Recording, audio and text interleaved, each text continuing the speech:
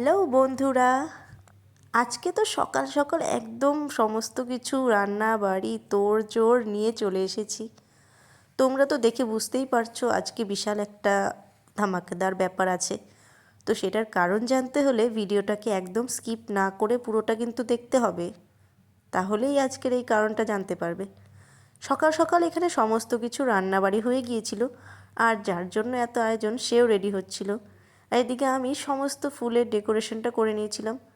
তো এটা দেখে তো তোমরা নিশ্চয়ই কিছুটা আন্দাজ করতে পেরেছো কিসের হতে পারে। আর এখানে সম্পূর্ণ ডেকোরেশনটা কমপ্লিট হওয়ার পর কেমন লাগছিল আমাকে জানিও তো। তারপরেই এটা হলো আমার দিদি, ও তো চলে এসেছিলো, ও এসে বসে পড়েছিল। আর আজকে যে কারণটা সেটা তোমাদের আমি জানাচ্ছি, দাঁড়াও।